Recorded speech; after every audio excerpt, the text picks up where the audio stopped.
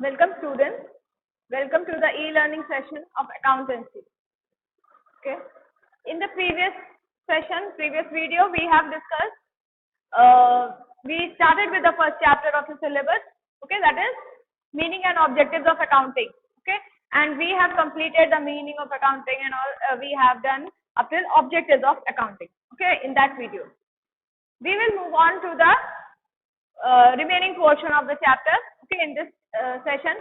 So let's see the topics that we will cover in this session. First is functions of accounting. Second, distinction between bookkeeping, accounting and accountancy. Then branches of accounting and the last one is accounting as a source of information. ये सारे topics हम लोग आज cover करने वाले हैं इस session में. ठीक है, तो सबसे पहले हम लोग कवर करेंगे फंक्शंस ऑफ अकाउंटिंग. अकाउंटिंग क्या है, अकाउंटिंग ऑब्जेक्टिव, कैरेक्टरिस्टिक्स, ये सब हम लोगों ने प्रीवियस सेशन में कर लिया है. ठीक है, I hope you do not find any difficulty in that.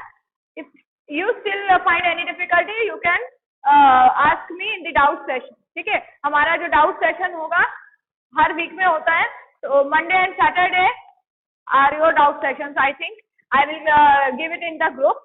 ठीक है, ग्रुप में मैं बता दूंगी कि किस दिन अकाउंट्स का डाउट सेशन है आपका और किस दिन आपका इकोनॉमिक्स का डाउट सेशन है. तो जिस दिन अकाउंट्स का डाउट सेशन होता है उस दिन अकाउंट्स का जो वीडियोस ऑलरेडी जा चुका है, जो आपने देख लिया है और जिसका रिलेटेड नोट्स और असाइनमेंट्स आपने देख लिया है, उसके रिलेटेड कोई भी क्वेरी है, कोई डाउट है, कोई कंफ्यूजन है, वो आप मुझसे उस डाउट सेशन में पूछ सकते हो. एक चीज मैं बहुत क्लियरली बता देती हूँ कि अगर आप असाइनमेंट टाइम से नहीं करोगे, है ना, जैसे मैंने किसी वीडियो से रिलेटेड असाइनमेंट भेजा और आपने नहीं किया, सही और गलत तो सेकेंडरी है. I am not forcing you to do it correctly, वो पॉसिबल नहीं है. You are still in the learning phase. अगर कोई गलती हो जाती कोई प्रॉब्लम नहीं है, but if you do not attempt at all then it is a problem. आप अगर अटेम्प्ट ही नहीं करोगे तो प्रॉब्लम है. उसके बाद मैं कोई डाउट क्लियर नहीं करूंगी आप. ठीक है, आपके डाउट्स मैं तभी क्लियर करूंगी जब आप असाइनमेंट करोगे, है ना, जब आप पार्टिसिपेशन आपका फुल होगा तब मेरी तरफ से आपको फुल कोऑपरेशन मिलेगा. ठीक है, so let's begin. Functions of accounting. The first function is maintaining complete and systematic record. Function क्या होता है? फंक्शन मतलब क्या काम करता है, अकाउंटिंग काम क्या करता है ना, अकाउंटिंग से क्या क्या काम होता है. तो अकाउंटिंग सबसे पहला काम करता है maintaining complete and systematic record.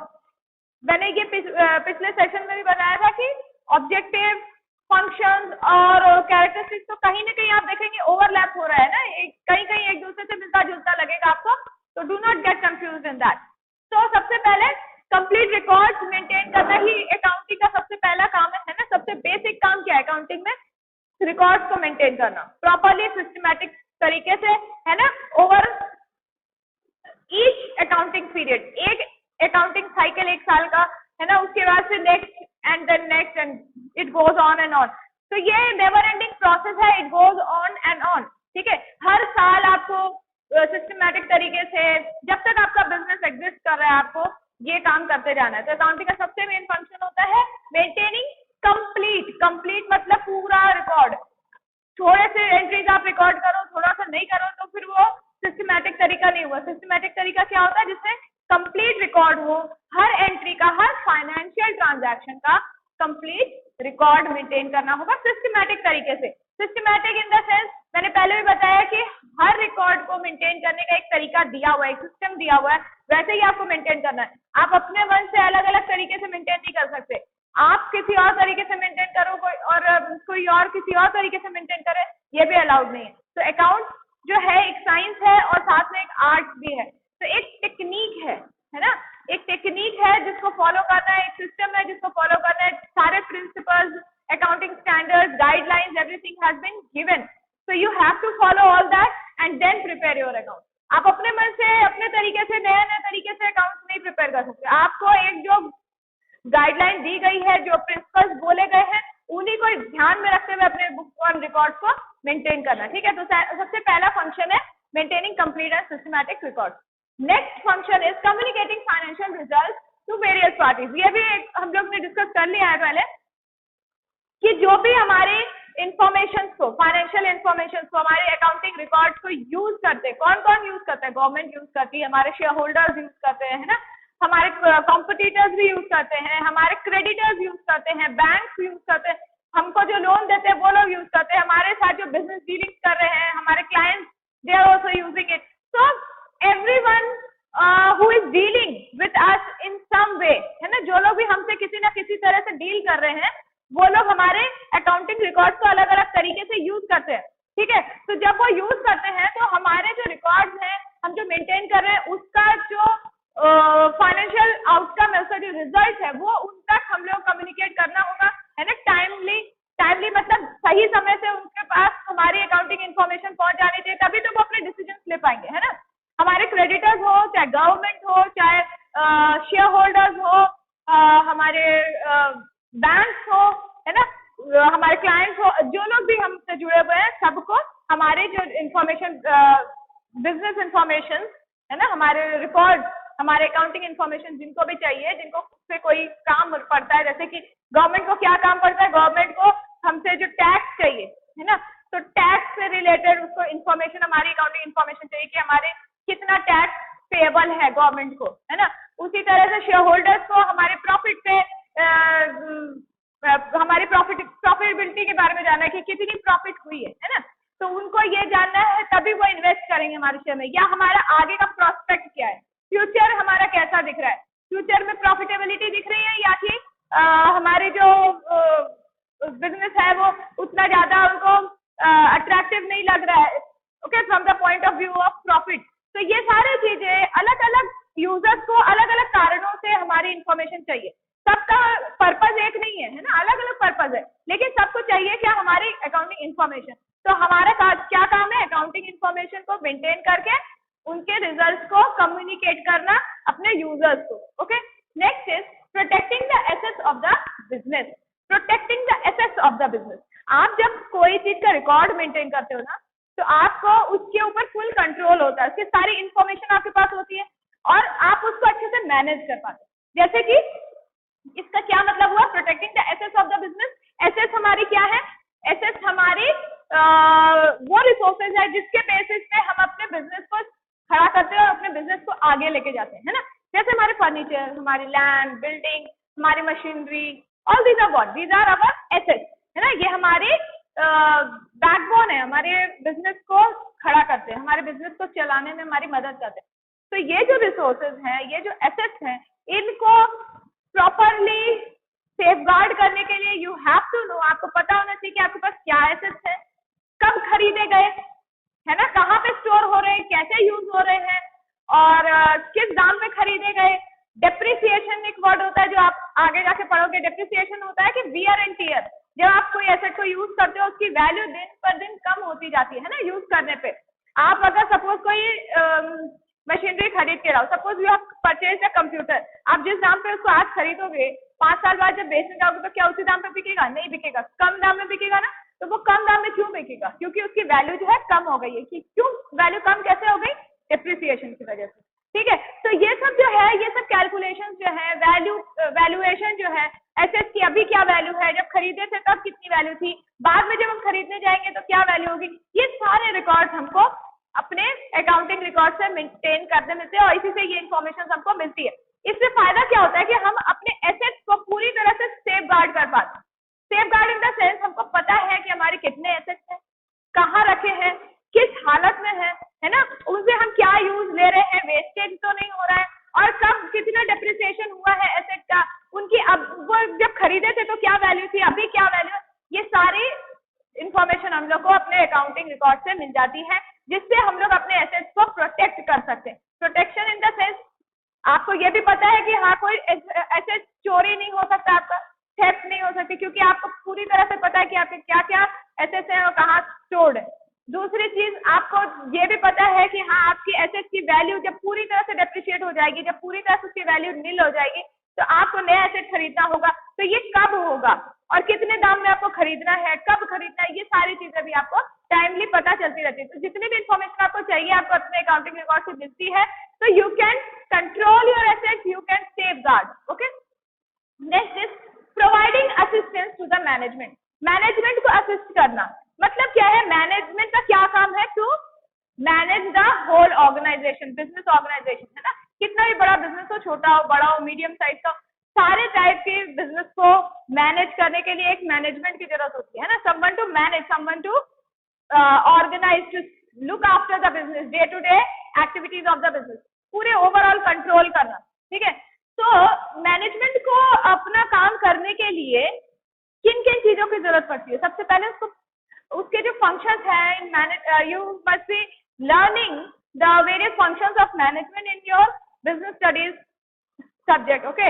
In class 12 we will learn कि मैनेजमेंट में क्या क्या फंक्शंस होते हैं, है ना, जैसे प्लानिंग होती है, ऑर्गेनाइजिंग होती है, कंट्रोलिंग होती है, ये सारे फंक्शंस होते हैं।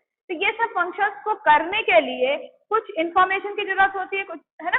ये इंफॉर्मेशन क्या है? अकाउंटिंग इंफॉर्मेशन है, और अकाउंटिंग इंफॉर्मेशन का ये भी एक फंक्शन है, ये काम है to assist management in doing the management of the business. Management जो है बिजनेस की, ऑर्गेनाइजेशन की जो मैनेजमेंट है, जो लोग मैनेज कर रहे हैं उनको असिस्ट करता है, उनको प्रॉपर इंफॉर्मेशन प्रोवाइड करता है, जिसके बेसिस पे वो लोग डिसीजंस ले सकते हैं। उनके पास पूरी रिकॉर्ड रहती है कि हाँ प्रॉफिटेबिलिटी कितनी है, आगे क्या क्या प्रोस्पेक्ट है, इसके बेसिस पे उन लोग जो अपॉर्चुनिटीज आ रही है, जो और जो कॉम्पिटिटर्स हैं हम उनके, है ना, उनके साथ में किस तरह से डील करना है, क्या कौन सा प्रोजेक्ट लेना है, कहाँ पैसा इन्वेस्ट करना है, all those decisions are taken by the management on the basis of what? On the basis of this accounting information. तो जब समय से उनके पास सारी डिटेल, सारी अकाउंटिंग इंफॉर्मेशन बिजनेस की रहती है, तो उसको ध्यान में रखते हुए वो लोग अपने बिजनेस रिलेटेड जितने भी डिसीजंस हैं तरह तरह के वो लेते हैं, ठीक है, और बिजनेस को मैनेज करते हैं अच्छे से। Next is trusteeship. ट्रस्टीशिप क्या होता है? कोई भी बिजनेस हो, उसके पास इट इज इंटरेस्टेड। इंटरेस्टेड मतलब उसको उसमें ये ट्रस्ट दिया जाता है, उसमें ये ट्रस्ट दिखाया जाता है कि आप जो हो वो अपनी बिजनेस को अच्छे से मैनेज करोगे, है ना, अपने रिसोर्सेस को अच्छे से मैनेज करोगे, और ये एक इंटरेस्टेड काम है। तो उस चीज को करने के लिए भी अकाउंटिंग इंफॉर्मेशन जो है वो पूरी तरह से हेल्पफुल है। उसका एक फंक्शन है कि जो भी फेथ उसमें दिखाया जा रहा है ना, जो बिजनेस में जो फेथ दिखाया जा रहा है, जो ट्रस्ट दिखाया जा रहा है, उसको मेंटेन रखना, ठीक है। Next is compliance of legal need. Compliance मतलब क्या होता है? किसी चीज को जैसे कोई ऑर्डर है ना, उसको फॉलो करना, ठीक है। तो compliance in the sense of legal needs मतलब बहुत सारे लीगल रिक्वायरमेंट्स जो होते हैं जो बिजनेस को टाइमली फुलफिल करना पड़ता है, जैसे कि कोई फॉर्म भरना है, टैक्सेशन का कोई रिटर्न फाइल करना है ना, जैसे जीएसटी हो गया, गुड्स एंड सर्विसेज टैक्स, जो आप लोग आगे जाके पढ़ोगे, तो उसके टैक्स की अलग अलग टाइम में रिटर्न फाइल होती है ना, चाहे वो इनकम टैक्स हो, चाहे जीएसटी हो, इन सब की रिटर्न फाइल होती है। तो इन सबको फाइल कर, या फिर बहुत सारे और भी लीगल डॉक्यूमेंट्स होते हैं जिनमें अकाउंटिंग इंफॉर्मेशन की जरूरत पड़ती रहती है, ठीक है। तो उस समय ये अकाउंटिंग इंफॉर्मेशन हेल्पफुल होती है। जब आप अकाउंट को ढंग से मेंटेन करोगे तो आप ये लीगल रिक्वायरमेंट जो है, लीगल नीड जो है, उनको कंप्लाई कर पाओगे मतलब उनको फुलफिल कर पाओगे, है ना। जो भी आपसे लीगल एक्सपेक्टेशन है कि आपको ये काम करना है, ये फॉर्म भरना है, ये रिटर्न फाइल करनी है, ये डॉक्यूमेंट्स देना है ना, ये इन्फॉर्मेशन देनी है, तो वो सब कहाँ से आपको मिलेगी? वो सब अपने अकाउंटिंग रिकॉर्ड से ही मिलेगी। तो जब अकाउंटिंग रिकॉर्ड ढंग से मेंटेन होगा तो ये सारे काम आप अच्छे से कर पाओगे, okay. And the last one is fixing responsibility. Fixing responsibility क्या होती है कि हर इंसान, ऑर्गेनाइजेशन जो होता है, तो बहुत सारे लोग काम करते हैं इकट्ठे होके ना, टीम वर्क है। तो जब बहुत सारे लोग अलग अलग डिपार्टमेंट, अलग अलग काम को अलग अलग लोग कर रहे हैं, और हर काम कर रहा है जो उसके अंडर में भी बहुत सारे लोग होते हैं, तो it is a team work, है ना। और जब बहुत सारे लोग इकट्ठा काम करते हैं कोई चीज, तो रिस्पॉन्सिबिलिटी फिक्स करना बहुत मुश्किल हो जाता है। रिस्पॉन्सिबिलिटी फिक्स मतलब कि किस काम को पूरा करने के लिए कौन जिम्मेदार है, टाइमली पूरा करने के लिए, अच्छे से एफिशिएंटली, है ना, लो कॉस्ट में पूरा करने के लिए जिम्मेदारी किसकी है। तो ये फिक्स करना बहुत मुश्किल हो जाता है अगर आप अकाउंटिंग रिकॉर्ड ढंग से मेंटेन नहीं करोगे। अगर आपका अपने बिजनेस में पूरा कंट्रोल नहीं होगा, then you can not hold anyone responsible that why the work is not done properly or who is responsible for doing what, है ना। आपको किसी को रिस्पॉन्सिबिलिटी देना है अगर, है ना, कि आपको ये काम करना है, अच्छे से करना है, टाइमली करना है, तो उसके लिए आपको रिकॉर्ड भी मेंटेन करना होगा, जिससे कि आपको उसके काम का पूरा पता चल सके कि उसने कौन सा काम किया है, कब किया है, कैसे किया है ना। तो फिक्सिंग रिस्पॉन्सिबिलिटी, अदरवाइज ये क्या होगा, इतने सारे लोग हैं, आपको कभी पता ही नहीं चलेगा कि किसने कौन सा काम किया है और कैसे किया है, ठीक से किया है कि नहीं किया है, काम हुआ भी है कि नहीं हुआ।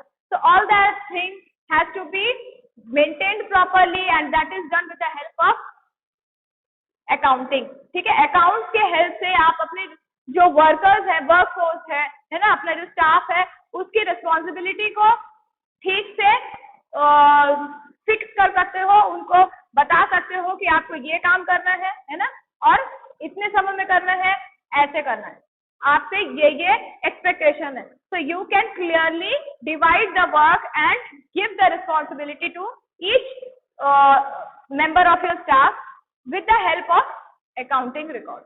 Okay, so these are the functions of accounting. Okay, we are going to cover the second topic for today, that is distinction between bookkeeping, accounting and accountancy. इन तीनों के बीच में क्या डिफरेंस है ये हम लोग अभी पढ़ेंगे। ठीक है, तो सबसे पहले देखिए बुक कीपिंग। बुक कीपिंग नाम से ही समझ में आ रहा है कि आप यहाँ पे सबसे ज्यादा प्रायोरिटी या सबसे ज्यादा फोकस किस चीज पे है, यहाँ पे बुक को कीप यानी बुक को रिकॉर्ड को मेंटेन करने में ही ज्यादा फोकस है। ठीक है, तो book keeping is more mainly concern with recording of transaction. कौन से ट्रांजैक्शन? फाइनेंशियल ट्रांजैक्शन जो होते हैं उनका जो मॉनिटरी एस्पेक्ट है वो रिकॉर्ड करता है बुक कीपिंग। ठीक है, तो बुक कीपिंग में आपको सबसे इनिशियल स्टेज में जैसे आपको आइडेंटिफाई करना है कि कौन सा ट्रांजैक्शन रिकॉर्ड करना है, कौन सा नहीं करना है। आपको पता है ना कि अकाउंट्स में सिर्फ फाइनेंशियल ट्रांजैक्शन जिनका मॉनिटरी कोई डीलिंग है या मॉनिटरी कोई यू कैन से एस्पेक्ट है वही रिकॉर्ड होता है। हर तरह के ट्रांजैक्शंस यहाँ पे रिकॉर्ड नहीं होते हैं ना। तो अकाउंट्स में आपको क्या रिकॉर्ड मेंटेन करना है, कौन सा ट्रांजैक्शंस रिकॉर्ड करना है, सबसे पहले आइडेंटिफिकेशन का काम बुक कीपिंग में होता है। ठीक है, उसके बाद फर्स्ट रिकॉर्डिंग भी, सबसे प्राइमरी रिकॉर्डिंग भी बुक कीपिंग के ही काम है। ठीक है ना, कहाँ पे रिकॉर्ड होता है, जर्नल वगैरह में। फिर क्लासिफिकेशन भी, क्लासिफिकेशन मीन्स एक तरह के जो आइटम्स हैं, एक तरह के जो रिकॉर्ड्स हैं, एक तरह के जो ट्रांजैक्शंस हैं उनको एक ग्रुप में डाल के इसी तरह से सेवरल ग्रुप्स बनाना, उसके बाद उनको एक जगह पे मेंटेन करना, ये क्लासिफिकेशन का काम है, ये भी बुक कीपिंग में ही होता है। ठीक है, now let's see what is done in accounting. Accounting is concerned with summarising, okay, analysing, interpreting and then communicating. हम लोग ने जब अकाउंटिंग पढ़ा था उसके कैरेक्टरिस्टिक्स और उसके ऑब्जेक्टिव्स वगैरह जब पढ़े थे तो उसमें ये पढ़ा था ना कि क्या क्या स्टेप्स होती है अकाउंटिंग में, क्या क्या करते हैं हम लोग। तो हम लोग ने राइट फ्रॉम द बिगनिंग पढ़ा कि आइडेंटिफाई करते हैं, रिकॉर्ड करते हैं, okay, then we classify, summarise and then we analyse, we interpret and then communicate. तो ये सारे जो फंक्शंस हैं इनको बांट दिया गया है। जो रिकॉर्डिंग, क्लासिफिकेशन का, आइडेंटिफिकेशन का काम है वो हम लोग ने बुक कीपिंग को दिया है, क्योंकि वो एक अकाउंट्स को इनिशियल स्टेज में कैसे मेंटेन करना है वो काम बुक कीपिंग का है। Okay, that is the first initial stage of accounting. Can say sometimes आपको ऐसा लगेगा कि बुक कीपिंग, अकाउंटिंग, अकाउंटेंसी को एक दूसरे के साथ में इंटरचेंज करके यूज किया जा रहा है ना, सिनोनिम्स की तरह। सिनोनिम्स मतलब तीनों को एक माना जा रहा है, लेकिन तीनों एक होता नहीं है, तीनों अलग है, बिल्कुल अलग है। ठीक है, बुक कीपिंग में रिकॉर्डिंग का मेन काम है ना, रिकॉर्ड्स को कैसे मेंटेन करना है इस पे ज्यादा ध्यान दिया गया है, और यहाँ पे एनालिसिस को, इंटरप्रिटेशन को, कम्युनिकेशन को, है ना, उस पे फोकस किया गया। तो रिकॉर्डिंग वगैरह का काम यहाँ पे है, बुक्स को मेंटेन करने का काम बुक कीपिंग करता है। अकाउंटिंग में एनालिटिकल स्टडी होती है, जैसे अकाउंट्स कैसे मेंटेन हुआ है उसको, उसके ऊपर स्टडी होती है कि हाँ आपने जो भी अकाउंट मेंटेन किया है उसका आउटकम क्या है, क्या रिजल्ट है, उससे क्या पता चलता है, प्रॉफिटेबिलिटी कितनी है, कॉस्टिंग कितनी है, लॉस कितना है, प्रॉस्पेक्ट कितना है, फ्यूचर प्रॉस्पेक्ट क्या है ना, अपॉर्चुनिटीज क्या है, थ्रेट्स क्या है, ये सारी चीजें आपको अकाउंटिंग से पता चलती है। ठीक है, और उसके बाद जो भी अकाउंटिंग का रिजल्ट है, जो भी आपने इंटरप्रेट किया है, आपको जो आउटकम मिला है उसको फिर अपने यूजर्स तक पहुंचाना भी अकाउंटिंग का काम। ठीक है, and what is accountancy? Accountancy is a field, it is an area of study जहाँ पे रूल्स, प्रिंसिपल्स, गाइडलाइंस ये सब आपको दी जाती है of doing accounting properly. Accounting को अच्छे से करने के लिए जो रूल्स वगैरह है ये सब कहाँ दिए? ये अकाउंटेंसी में दिए। Accountancy is a field of knowledge. Okay, it is concern with principles, techniques of accounting. किस तरह से अकाउंटिंग को करना है ये हमें अकाउंटेंसी से पता चलता है. ठीक है. नेक्स्ट आपको ये पता चलेगा कि बुक कीपिंग जो है रेगुलर डे टू डे जो ट्रांजैक्शंस को मेंटेन करना है, रिकॉर्ड को मेंटेन करना है, तो it is a routine function, it is a regular day to day function. तो ये बहुत मैकेनिकल टाइप का काम हो जाता है. तो ये इसको करने के लिए कौन करता है ये काम? क्लेरिकल वर्क है. क्लेरिकल मतलब people with people who do not have expert knowledge can also do this. Okay, ये एक रेगुलर काम, एक रूटीन वर्क है ना. Day to day regular transactions are to be maintain. तो आपको बहुत हाई लेवल की एक्सपर्ट नॉलेज की यहाँ पे जरूरत नहीं है. Even if you have little knowledge about accounts you can do this work of bookkeeping. Okay, but when it comes to analytical part, आपको कोई चीज को एनालाइज करना है, कुछ रिजल्ट है, कुछ इंटरप्रिटेशन करना है, ये सब काम थोड़ा टेक्निकल काम होता है. तो वहां पे आपको एक्सपर्ट नॉलेज की जरूरत है. वहां पे आपको मीडियोकर नॉलेज से काम नहीं चलेगा. You need to have higher level of knowledge to do accounting function. ठीक है. तो अकाउंटिंग फंक्शंस को करने के लिए आपको एक एक्सपर्ट की, एक हायर लेवल की, एक एडवांस्ड नॉलेज की जरूरत होती है, जो कि यहाँ पे क्लेरिकल नॉलेज से भी काम चलेगा. रूटीन वर्क है ये. And this is it needs a little bit of experience and expertise. Okay, और यहाँ पे it is concerned with how to do accounting. तो rules वगैरह ये सारी चीजें यहाँ पे पता चलती है. तो यहाँ पे तो आपको सब this is एक प्रोफेशनल नॉलेज की जरूरत है ना. High level of experience and expert knowledge आपको अकाउंटेंसी में चाहिए. तब आप ये ऐसी फील्ड है जहाँ पे आप रूल्स बना रहे हो है ना. अकाउंटिंग को कैसे करना है ये काम आप अकाउंटेंसी में डिसाइड करते हो. तो accountancy is the most advance stage. वहाँ पे आपको सबसे ज्यादा हाई लेवल की प्रोफेशनल नॉलेज की, एक्सपर्टीज की, एक्सपीरियंस की, स्किल की जरूरत है. क्योंकि यहाँ पे क्या हो रहा है, यहाँ पे रूल्स बन रहा है, यहाँ पे टेक्निक्स डिसाइड हो रही है. अकाउंटिंग को किस तरह से और अच्छे से करना है ये सारा डिसीजन यहाँ लिया जा रहा है. तो ये यहाँ पे आपको बहुत हाई लेवल की नॉलेज की जरूरत है. ठीक है. And also we are seeing that it depends on bookkeeping and accounting. Accountancy जो है bookkeeping और accounting पे dependent है. क्योंकि जब तक bookkeeping रिकॉर्ड मेंटेन नहीं होगा, जब तक एनालिसिस वगैरह नहीं होगा, तब तक आपको ये कैसे पता चलेगा कि आपको आपका रिकॉर्ड ढंग से मेंटेन हो रहा है कि नहीं, और आपको कैसे और इम्प्रोवाइज करना है ना. एक तरीके से जब काम होता है तभी आप उसको और इम्प्रूव कर सकते हो. तो अकाउंटेंसी को अपना काम अच्छे रूल्स को बनाने के लिए, टेक्निक को बनाने के लिए आपको एक फ्रेमवर्क चाहिए. वो फ्रेमवर्क आपको यहाँ से मिलता है. ठीक है. तो यहाँ पे lot of decision making is involve. Decision making भाई मैंने आपको बताया कि रूल्स टेक्निक ये सब बनती है, तो उसमें बहुत सारे आपको डिसीजन लेने रहते हैं, बहुत सारे आपको बहुत सारा आपको चीजें डिसाइड करने की, what is good, wrong and what is right, है ना, फॉर योर अकाउंटिंग. क्या चीजें आपको करनी चाहिए, क्या चीजें आपको नहीं करनी चाहिए, किस तरीके से आपको अकाउंटिंग और अच्छे से और फ्रूटफुल होगी और बेटर रिजल्ट देगी, है ना, और पर्पसफुल होगी, अपने यूजर्स को और अच्छे से उनके नीड्स को फुलफिल कर पाएगी. तो all that decision is taken in accountancy. So these are the major areas of difference between bookkeeping, accounting and accountancy. ये मैंने आपको एक brief description दिया है, and there can be more points of distinction between these. Okay, and these are very easy points, and you can read from your book. If you find any difficulty in this area, you can ask me. Okay, so there are more points of differences, but these are the main areas where these three things, bookkeeping, accounting and accountancy differ. ठीक है. यहाँ ये तीन चीजें का major difference पता चल रहा है, और भी छोटे छोटे पॉइंट्स हैं जो कि आप खुद से रीड कर सकते हो.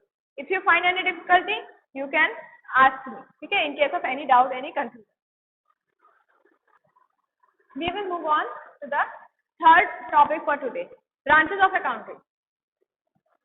ब्रांचेस मतलब क्या होता है? जैसे ट्री की बहुत सारी ब्रांचेस होती है. ब्रांचेस मतलब उसकी कितनी फील्ड्स हैं, अलग अलग एरियाज हैं जहाँ पे अकाउंटेंसी को हम लोग देखते हैं, है ना, अकाउंटिंग को हम लोग देखते हैं. तो कितने तरीके की अकाउंटिंग होती है, या कितनी सब फील्ड्स हैं, छोटे छोटे कितनी डिविजन्स हैं अकाउंटिंग के अंदर, है ना, that is branches of accounting. ठीक. इसमें किस किस मेन तरीके, बहुत सारे तरीके की अकाउंटिंग होती है, जिसमें से मेन जो है जो हम लोग डिस्कस करेंगे वो है financial accounting, cost accounting, management accounting, tax accounting and social responsibility accounting.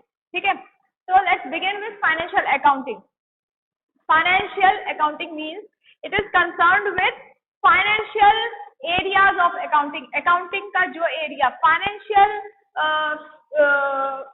Financial aspect को देखता है, जैसे कि mainly it is concerned with preparation of profit and loss account, है ना, प्रॉफिटेबिलिटी कितनी हो रही है बिजनेस की, लॉस हो रहा है कि प्रॉफिट हो रहा है, और कितना प्रॉफिट कितना लॉस हो रहा है, किस कारण से हो रहा है, all those things are looked after by financial accounting. Financial accounting is concerned mainly with the financial aspect of accounting.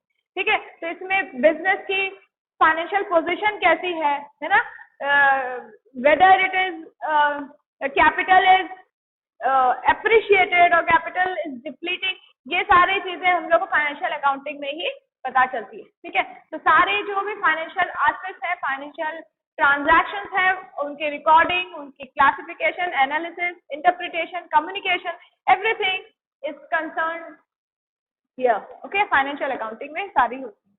तो फाइनेंशियल अकाउंटिंग में हम लोग मेनली क्या चीजें देखते हैं, हम लोग देखते हैं कि यहाँ पे किस तरह से profit and loss account, trading account, balance sheet, ये सब का प्रिपरेशन होता है. This is mainly concern with knowing what is your profit position or your loss position, what are the reasons for the profit and or loss, and what is the net financial position of the business. आपकी financial position कैसी है, पहले से improve हुई है कि पहले से खराब हुई है, किस कारण से इम्प्रूव या खराब हुई है, ऑल दोस थिंग्स. ठीक है, next is cost accounting, another area of accounting, very very important area, क्योंकि this is directly concerned with financial accounting. आपकी कॉस्टिंग जो है, कॉस्ट मतलब कोई भी चीज का खर्चा, किस चीज में कितने खर्च लगे हैं, है ना. तो then financial accounting is concern with profit making, cost accounting is concern with costing, cost record, cost के रिकॉर्ड को मेंटेन करना, किस चीज में कितना इनपुट लगा है, कौन से रिसोर्सेज लगे हैं, किस चीज का कितना दाम है ना, क्या खर्च लगा है, क्या मशीनरी लग रही है, क्या टेक्निक्स लग रही है, और उस सारे रिकॉर्ड्स को प्रॉपर्ली मेंटेन करना और फाइंड आउट करना कि कहीं पे वेस्टेज तो नहीं है ना, कहीं एक्सेसिव इनएफिशिएंसी तो नहीं हो रही है, एक्सेसिव वेस्टेज तो नहीं हो रहा है ना, तो अननेसेसरी कोई एक्टिविटी तो नहीं है, कहीं पे फंड्स का वेस्टेज नहीं है.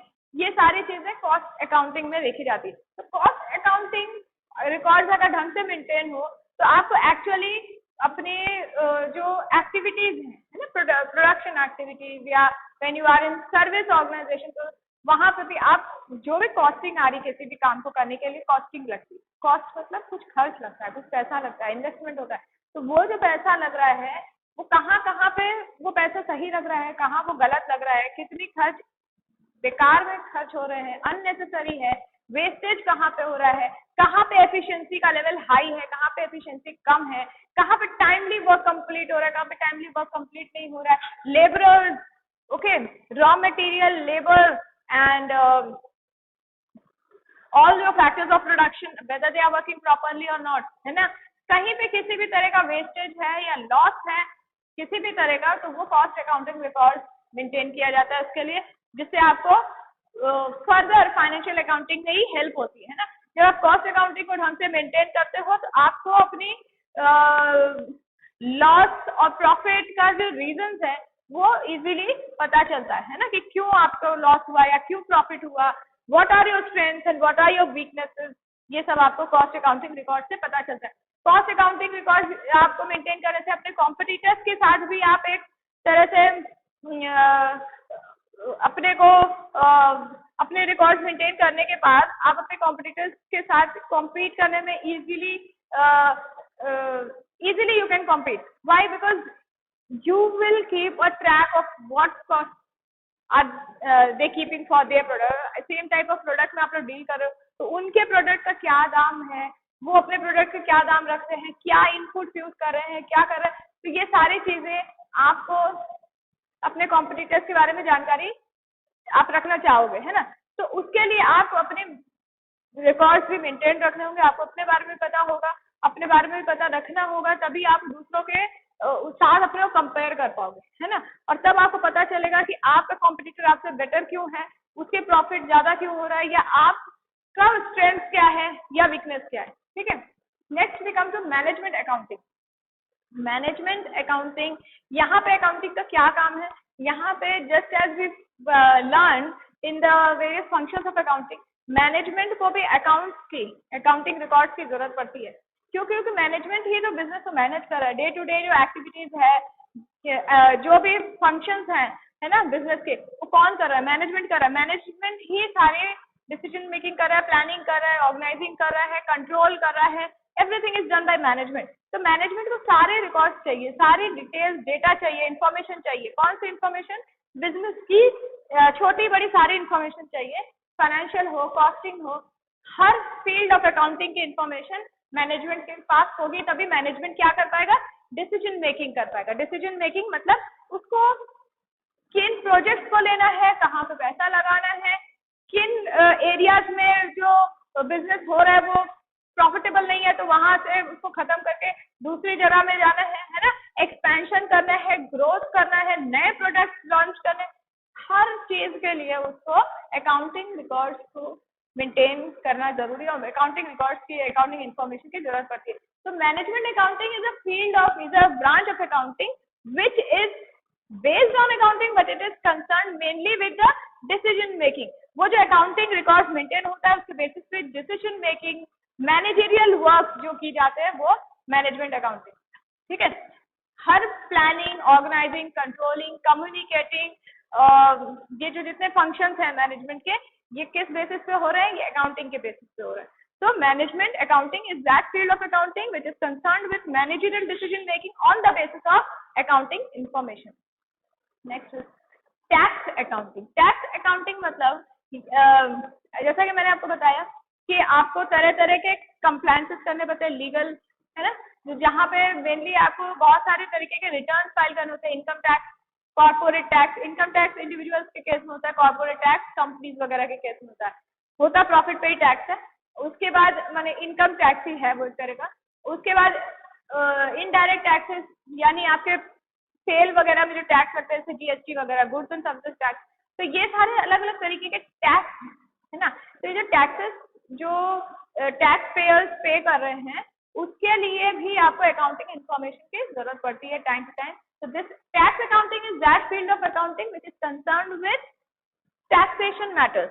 ठीक है, GST, income tax, corporate tax, dividend tax and all those tax. वो सब टैक्सेस को कैलकुलेट करने के लिए, चार्ज करने के लिए और उसको ठीक से मैनेज करने के लिए गवर्नमेंट को इन अकाउंटिंग इंफॉर्मेशन की जरूरत पड़ती है time to time. And then social responsibility accounting, this account और टैक्स अकाउंटिंग के भी पूरे रिकॉर्ड मेंटेन होते हैं, किसने कितना टैक्स दिया है ना, किसको कितना टैक्स देना चाहिए, किसने कम दिया है और कहाँ पे कोई तरह का डिस्क्रिपेंसी है, किसने गलती से ज्यादा दे दिया। So all those records are maintained and that is concerned in tax accounting. Next come to social responsibility accounting. Social responsibility हर बिजनेस की ऑब्जेक्टिव, मेन ऑब्जेक्टिव तो प्रॉफिट मेकिंग होती है, लेकिन social responsibility is also a very important objective of every business. Nowadays, every business is given this responsibility, okay, to do something for the benefit of the society also. सिर्फ profit making ही objective नहीं है, profit making is one of the objectives, main objective, but social responsibility को भी आजकल बहुत ज्यादा importance दी जा रही है। तो हर बिजनेस ऑर्गेनाइजेशन को अपने सोसाइटी के लिए, अपने कंट्री के लिए भी कुछ करना है ना। तो सोशल रिस्पॉन्सिबिलिटी अकाउंटिंग में मेनली ये देखा जाता है कि हर बिजनेस हाउस, छोटा हो या बड़ा हो, और जितना बड़ा बिजनेस हाउस है, जितना बड़ा ऑर्गेनाइजेशन है, उससे उतना ज्यादा एक्सपेक्टेशन रहता है कि when you are earning so much, when you are using the resources of the country, what are you giving in return to the country, है ना। आप जो कंट्री के रिसोर्सेज यूज कर रहे हो, आप जो इतना पैसा अर्न कर रहे हो, प्रॉफिट अर्न कर रहे हो, what are you giving in return, giving back to the country in return. आप एम्प्लॉयमेंट में हेल्प कर रहे हो कैसे, है ना, अनएम्प्लॉयमेंट की प्रॉब्लम को कैसे सॉल्व कर रहे हो, आप एनवायरमेंट को कैसे प्रोटेक्ट कर रहे हो, आप जो हार्मफुल केमिकल्स वगैरह यूज करते हो फैक्ट्री में, प्रोडक्शन के टाइम में और ये सब, तो उससे सेफगार्ड करने के लिए आपने क्या मेजर्स लिए हैं, टू प्रोटेक्ट योर एनवायरमेंट, है ना। जो डैमेज आप कर रहे हो एनवायरमेंट को, उसको सुधारने के लिए आप क्या कर रहे हो, what are the actions you are taking, what measures you are taking undertaking to improve the condition, environmental condition, and how you are helping the underprivileged, जो poverty line के नीचे लोग हैं, जो बहुत गरीब है, poor people, how you are serving them, ठीक है, आप उनको किस तरह से हेल्प कर रहे हो, are you doing anything for the society, are you doing anything in the field of education, आप किस तरह से अपनी कम्युनिटी को, अपने सोसाइटी को, अपनी कंट्री को बेटर बनाने में हेल्प कर रहे हो, है ना, एनवायरमेंट को बेटर कर रहे हो, क्लाइमेटिक कंडीशन को बेटर करने में हेल्प करो, ये सारे चीजों में आपका क्या योगदान है, वो सोशल रिस्पॉन्सिबिलिटी अकाउंटिंग में देखा जाता है, ठीक है। तो इसके रिकॉर्ड्स भी मेंटेन होते हैं और इस पे गवर्नमेंट एक्शन भी लेती है। If you are not doing it properly, if you are not maintaining your records and you are not doing anything for the community, for the society, for the environment, for the country, है ना, then strict action is taken against such organisation. तो आजकल सिर्फ profit making ही objective नहीं है, आजकल social responsibility को भी बहुत ज्यादा इंपॉर्टेंस दिया जा रहा है। So these are our various branches of accounting, financial, cost accounting, management accounting, tax accounting and social responsibility accounting. ये मेन हम लोग मेन ब्रांचेस पर है, इसमें बहुत से और छोटी छोटी ब्रांचेस भी हो सकती हैं, ठीक है। तो ये मेन हेड्स है, okay. If you have any doubt in this area you can ask me. We have come to the last part of our topic today, that is accounting as a source of information, है ना। ये बार बार किया गया है, लेकिन क्योंकि एक अलग से टॉपिक है आपके में सिलेबस में, तो आपको एक बार ब्रीफली एक्सप्लेन कर देती हूँ कि अकाउंटिंग जो है उसका बहुत सारा फंक्शंस है ना, वो as a source of information किस तरह से और किन किन एरियाज में एक्ट कर रही है, उसके बारे में हम लोग डिस्कस करेंगे। तो accounting as a source of information, किसके लिए ये सोर्स ऑफ इंफॉर्मेशन है, many people, management, creditors, investors, lenders, government, owners and many others, ठीक है। तो मैनेजमेंट के लिए ये सोर्स ऑफ इंफॉर्मेशन कैसे है, जितना भी अकाउंटिंग रिकॉर्ड मेंटेन हो रहा है, चाहे वो कॉस्ट अकाउंटिंग हो, टैक्स अकाउंटिंग हो, चाहे वो आपका फाइनेंशियल अकाउंटिंग हो, है ना, जितना भी अकाउंटिंग रिकॉर्ड्स मेंटेन होता है, हर तरह का अकाउंटिंग रिकॉर्ड मैनेजमेंट के पास होता है। मैनेजमेंट उसके बेसिस पे अलग अलग तरह के डिसीजन लेती है ऑर्गेनाइजेशन से रिलेटेड, ठीक है। ऑर्गेनाइजेशन के जितने भी डिसीजन है वो कौन ले रहा है, वो मैनेजमेंट ले रहा है, और वो डिसीजन लेने के लिए उसको इन्फॉर्मेशन की जरूरत है, उसको एक बेसिस की जरूरत है। वो बेसिस कहाँ से मिलती है, वो ये इन्फॉर्मेशन से मिलती है, अकाउंटिंग इन्फॉर्मेशन से मिलती है। बिजनेस की सारी type of information accounting record में होती है, और अकाउंटिंग रिकॉर्ड जब मैनेजमेंट के पास होता है तो मैनेजमेंट उसके बेसिस पे अलग अलग तरह की डिसीजन देती है, और वो डिसीजन ऑर्गेनाइजेशन के लिए सक्सेस या फेलियर का कारण बन सकता है ना। अगर सही इंफॉर्मेशन के बेसिस पे डिसीजन लिया जाएगा तो वो डिसीजन सही होगा और वो ऑर्गेनाइजेशन को बेटर करेगा, मोर सक्सेसफुल करेगा, है ना, प्रॉफिटेबिलिटी को बढ़ाएगा। लेकिन अगर रॉन्ग इंफॉर्मेशन के बेसिस पे डिसीजन लिया जाएगा तो वो ऑर्गेनाइजेशन को फेलियर की तरफ लेके जाएगा, ठीक है। तो management requires accounting information for its success, for the success of the organization, और even the failure can be the failure is also dependent on the type of information that is provided. तो अगर सही information is provided then right decision लिया जाएगा और right outcome होगा उसमें, ठीक है। तो मैनेजमेंट को अपने सक्सेस के लिए, अपने ऑर्गेनाइजेशन के सक्सेस के लिए, राइट प्लानिंग एंड ऑर्गेनाइजेशन के लिए, राइट डिसीजन मेकिंग के लिए करेक्ट अकाउंटिंग इंफॉर्मेशन की जरूरत होती है। क्रेडिटर्स कौन होते हैं, क्रेडिटर्स वो लोग होते हैं जो क्रेडिट पे हमारे साथ बिजनेस के साथ डीलिंग करते हैं, है ना, हमें क्रेडिट पे सामान बेचते हैं या हमसे क्रेडिट में सामान खरीदते हैं। तो जो क्रेडिटर्स होते हैं वो हमारे regular day to day you can say dealers हैं, क्लाइंट्स हैं, okay, we are dealing with them day to day, on a day to day basis, on a routine basis. तो इन लोगों को भी हमारे अकाउंटिंग रिकॉर्ड की, हमारी अकाउंटिंग इंफॉर्मेशन की, हमारी प्रॉफिटेबिलिटी की, हमारे लॉस मेकिंग पोजीशन की, हमारे सक्सेस और फेलियर की, हमारी फाइनेंशियल पोजीशन की, सब तरह की इंफॉर्मेशन की जरूरत है।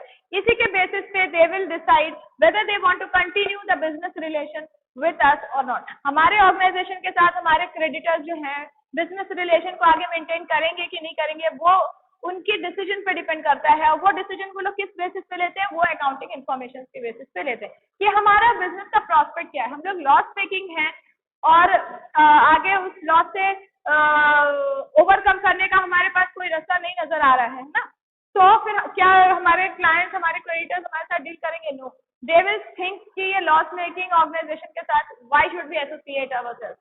They will not associate themselves with a loss-making organization. They want to associate themselves always with a profit-making organization. तो जब कोई organization लॉस मेकिंग है लेकिन आगे उसका प्रोस्पेक्ट, आगे फ्यूचर उसका ब्राइट है, उसका फ्यूचर लग रहा है कि हाँ वो इस लॉस से निकल के आगे बहुत प्रॉफिट कमाने वाले हैं ऑर्गेनाइजेशन, तब तो creditors will be interested in dealing with that organisation. Otherwise अगर लगता है कि नहीं लॉस मेकिंग है और आगे और प्रोस्पेक्ट खराब होने वाला है, फ्यूचर उसका और डल है और मतलब फेलियर होना है, तो फिर creditors will back out, they will not give credit, है ना, क्रेडिट में डीलिंग करना बंद कर देंगे। तो ये सारी इंफॉर्मेशन क्रेडिटर्स को चाहिए to take decision whether to continue business relation with an organisation और नॉट। इन्वेस्टर्स कौन होते हैं? इन्वेस्टर्स वो लोग होते हैं जैसे हमारे शेयर होल्डर्स, जिन लोगों ने अपना पैसा हमारे पास इन्वेस्ट किया है ना, डिपॉजिट किया है, हमारे शेयर्स में इन्वेस्ट किया। अगर हम बैंकिंग बिजनेस में तो हमारे बैंक में डिपॉजिट किया है। अगर हम कोई और किसी तरह का बिजनेस है, रिलायंस इंडस्ट्रीज है, इन्फोसिस है, ये सब तरह के जो बिजनेस हैं, इनमें लोग शेयर्स खरीदते हैं, तो who are they? They are the investors. Why are they investing in such organizations? They are investing because they think that when the company or the organization will earn profit, they will also earn profit on their investment, है ना। उनको क्यों वो investment करके रखे? उनको ये लगता है कि वो पहली बार तो वो इन्वेस्ट ऐसी जगह करना चाहते हैं जो उनको प्रॉफिटेबिलिटी दिखाई दे रही है, उनको फ्यूचर जो दिख रहा है कि बहुत प्रॉफिटेबल होने वाला है, बहुत वो ऑर्गेनाइजेशन में बहुत अर्निंग होने वाली, वहां पे वो पैसा क्यों इन्वेस्ट करते हैं? क्योंकि जब कंपनी प्रॉफिट करेगी, प्रॉफिट कमाएगी, सक्सेसफुल होगी, तो उसका जो प्रॉफिट का शेयर है वो उसके इन्वेस्टर्स को भी मिलता है ना। जिन लोगों ने इसे पैसा लगाया है उसकी प्रॉफिट को वो भी शेयर करते हैं। तो इसीलिए हमारे जो इन्वेस्टर्स हैं उनको हमारे अकाउंटिंग इन्फॉर्मेशन की बहुत जरूरत होती है to know the exact position of the organisation, कि हमारी पोजीशन क्या है, हमारा फ्यूचर क्या है। नॉट जस्ट करंट इन्वेस्टर जो अभी इन्वेस्ट किए हुए हैं उनको भी हमारी इन्फॉर्मेशन की जरूरत है, प्लस जो हमारे हमारे ऑर्गेनाइजेशन में इन्वेस्ट करने के बारे में सोच रहे हैं उनको भी हमारी अकाउंटिंग इन्फॉर्मेशन की जरूरत है, क्योंकि उसी की इन्फॉर्मेशन के बेसिस पे वो डिसाइड करेंगे कि वेदर टू इन्वेस्ट और नॉट इन फ्यूचर, ठीक है। और अगर कोई ऑलरेडी इन्वेस्टेड है हमारी ऑर्गेनाइजेशन में तो वो डिसीजन लेगा कि इन्वेस्टमेंट को बेच देना है, इन्वेस्टमेंट या फिर इन्वेस्टमेंट को कंटिन्यू करना है on the basis of accounting information. Then lenders and creditors are different people. ये क्रेडिट में डीलिंग करते हैं, परचेज सेल। ये लेंडर्स कौन है? जो हमें लोन देते हैं, हमारे बैंकर्स या इंडिविजुअल्स या फाइनेंशियल इंस्टीट्यूशन, गवर्नमेंट, एनीवन जो हमें लोन दे रहे हैं, ठीक है। तो जो लेंडर्स है वो भी हमारी इंफॉर्मेशन रखना चाहेंगे, हमारी अकाउंटिंग इंफॉर्मेशन उनको जरूरत है, जिससे कि वो डिसाइड कर पाए कि हमको लोन देना है कि नहीं देना है, whether we are trustworthy or not, whether we will return their money or not on a timely basis, interest का पेमेंट, प्रिंसिपल अमाउंट का पेमेंट हम लोग टाइमली करेंगे कि नहीं करेंगे, है ना। तो ये सारी चीजों को जानने के लिए उनको हमारे अकाउंटिंग इंफॉर्मेशन की जरूरत पड़ती है। Okay, next is government.